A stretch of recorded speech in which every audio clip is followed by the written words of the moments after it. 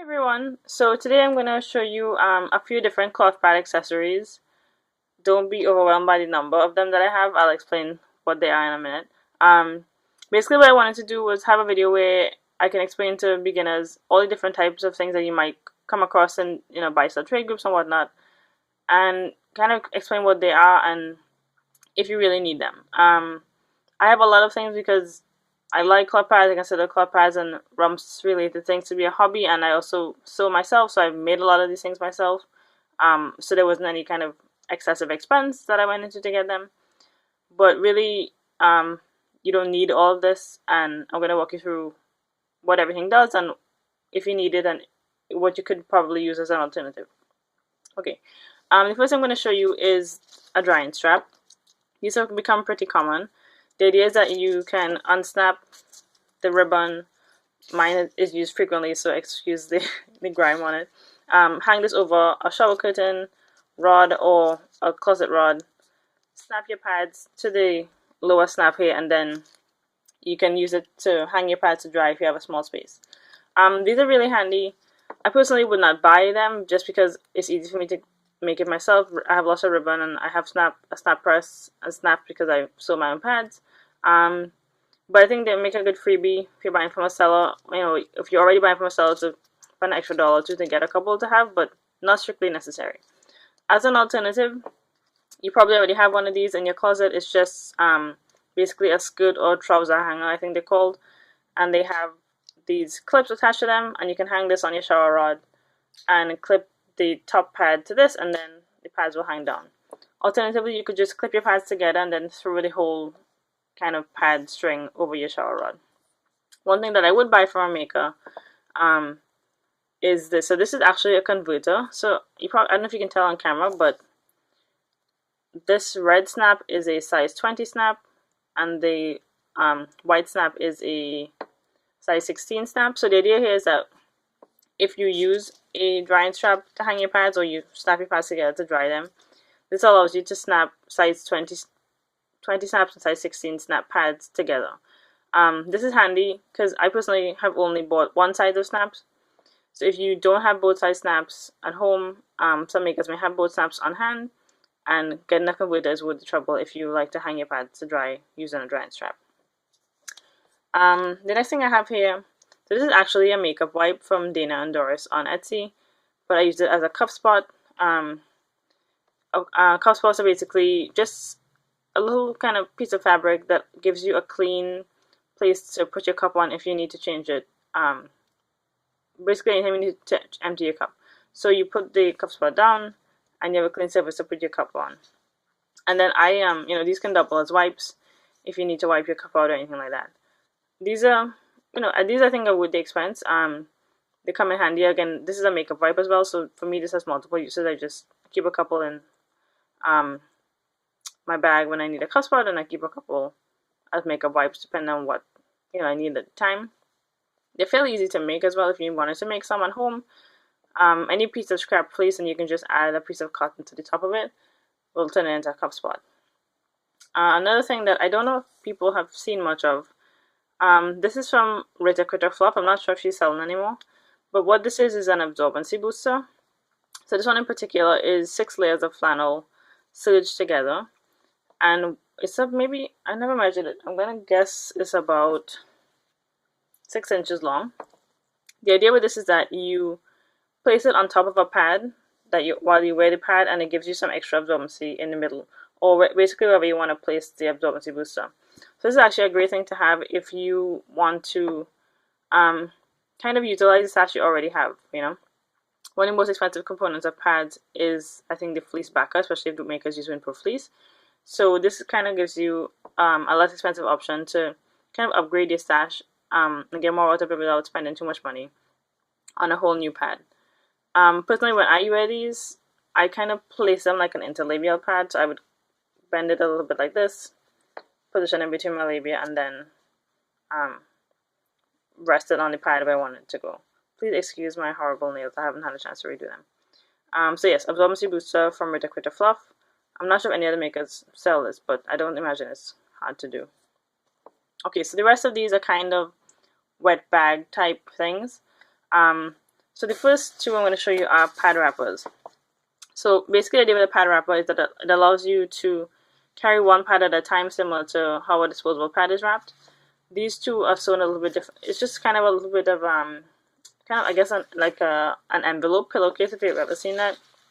You basically put your fingers into the top flap here and turn it out, and then you would reach in and get the pad. So the inside is PUL lined, or in the case of this one on the left here, the whole thing is just a printed PUL, so the inside is the laminated side.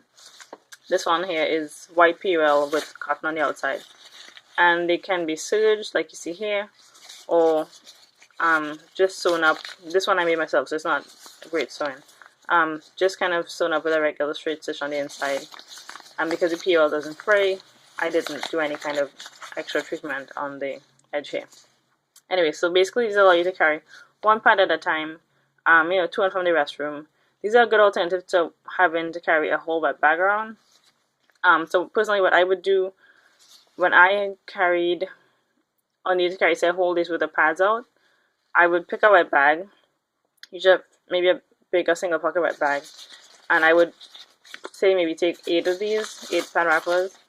I would fold the pad into each wrapper, and if the pad was clean, I'd leave the wrapper open, and then as I took it out of my bag to go to the bathroom, I'd close it.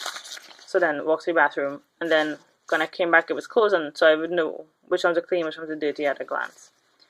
I don't know what the go-in rate is for these right now, but these are pretty handy. I think I would say the question is, okay, do you need pad wrappers? Not necessarily, depending on what your preference is for how you want to take your pads to the bathroom. You could make do with just a wet dry bag, which I'll show in a second.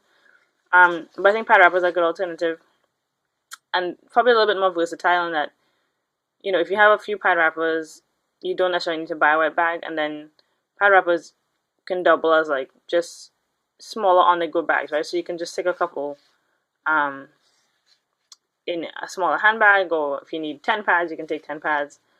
I think they're a little bit more versatile than a wet bag, which is, it's just one size, right? You can't really make it big or small depending on what you have room for at the point in time. That said, I don't know if you necessarily need a PUL lined pad wrapper. I say that just because the pad wrapper, it depends on what you need a pad wrapper for. So if you are just using a pad wrapper to get to and from the bathroom, then the waterproofing is not necessarily that important. So in my case, I always have a wet bag. I always have something that's PUL lined. So I didn't necessarily need my pad wrappers to be water resistant, but most of them are, so it's fine. But when I made, I kind of made a stash for my sister. What I did for her was I bought a wet bag, so completely PUL lined, heat sealed, completely watertight wet bag. And then I made several pad wrappers that were cotton, just cotton, no PUL lining, but they were all black. So the idea was that she could get easily to and from the bathroom, even with a soiled pad, and then put it into the wet bag and not worry about any kind of leaks or anything like that. So, the pad wrapper was just meant to be a discreet way to carry the pad. It wasn't necessarily a way to protect the pad, or rather protect your belongings from any moisture. It was just a means of kind of transportation. So this here is a small wet bag. This could be used, like a pad wrapper. It's a little bit small for a pad for my use, but depending on the size, you can probably fit 2 or 3 liners in here as well. And the rest of these are just different size wet bags. So this is a kind of on the small side single pocket wet bag. This is my emergency kit. I have a cup, a short moderate pad, a cup of water, bottle of water, a cup spot, and a wipe. And this is actually a special fabric. It's called waterproof Oxford fabric from diapersewing.supplies.com, and it's supposed to be waterproof on both sides, but it's not watertight because the seams can leak. But for my purposes, that's sufficient.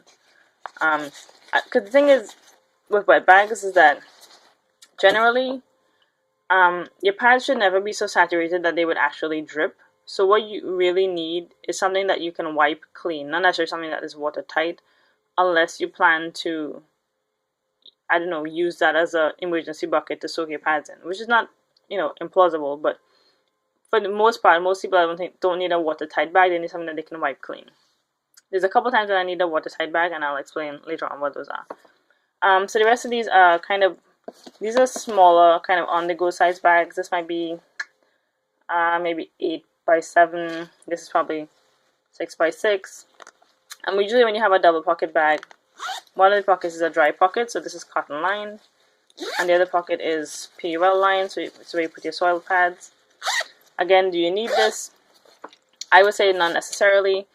You could probably make do with anything that has a wipeable lining. So this is just a random free pouch I got from buying cosmetics, and this inside is it's kind of shiny. It's not necessarily watertight, but it could definitely fit, carry a soil cloth pad in it, because the pad is so long, the pad is folded up neatly. Blood's not going to be exposed, and if some blood was to get on it, you could easily wipe it and it'll be fine. So if you want a wet dry bag, of course, you can get one, but do you need one? Like if you're just building your stash, do you need one to be able to get going? Definitely not. This here is a double pocket wet bag. The idea is that both sides are PUL lined, and it's one compartment that's been divided in two, so you can have, clean and soil. And then there's also, this is the 2 pocket wet bags, so 2 completely separate compartments, both PUL lined. For me, this didn't work out. This front pocket wasn't big enough for the number of pads I wanted to carry, so when I use this bag, I basically use a bunch of pad wrappers, and then I'm able to keep the pads separate, clean and soil separate. This is just, again, another small wet dry bag, and a bunch of these are small wet dry bags. This one is my favorite. If I only had to buy one wet dry bag again, I would buy this one, because this can fit like 10 pads easily in the dry pocket, and then the wet pocket for soil pads. Okay, so the one time I think you need a completely heat sealed wet bag is for traveling. And so the one that I have is some Planet Wise. It is, I think it's I'm going to say 11 by 15. That might be a little bit small. I think it might be 12 by 15, something like that. Anyway, it's a single pocket wet bag, and I use this when I travel because, oh my gosh, sorry, I lost train of thought. Okay, why you need a heat sealed wet bag when you travel? So in my opinion, the main reason for that is not to protect my luggage or my clothes from my soil pads, but rather to protect my soil pads from any outside moisture. So my main concern is that I don't think my pads will ever be soiled enough that they would leak and that they would drip blood and anything. But if for some reason my bag was to get wet and got wet enough that my pads got wet, then of course the blood would get, some extra moisture, and it could then run out. So in that sense, I want a completely watertight bag that will keep moisture from getting into the bag and causing the pads to leak blood everywhere. But I don't actually think the pads themselves will be saturated enough to leak blood. So this is the wet bag I like to use if I'm traveling, and I feel like my bag might be out of my sight for some time, then this is what I'll use. I also want to mention that you could get important thing to have with a large wet bag, or really kind of any of them, is a hanging strap. This allows you to unsnap and hang over, a towel rod, or if you're in a public bathroom and you need to hang your bag up while you get your pads out or anything, this is handy. My smaller bags have them as well. And I want to say that you could also get a large wet bag that is wet dry, or a double pocket. So that allows you, if you want to carry your, say again you're traveling, or maybe even you want to store your pads in your bathroom, you could do clean pads in the outside open pocket here, and then store soil pads in the back. So this is one I made myself. So the material, both pockets are kind of wet pockets, but this doesn't have a zipper. So yeah, so that is kind of my run through of cloth pad accessories, and which ones I think you need and which ones you don't necessarily need to get started. Hopefully that was helpful. And if you have any questions, let me know. Thanks.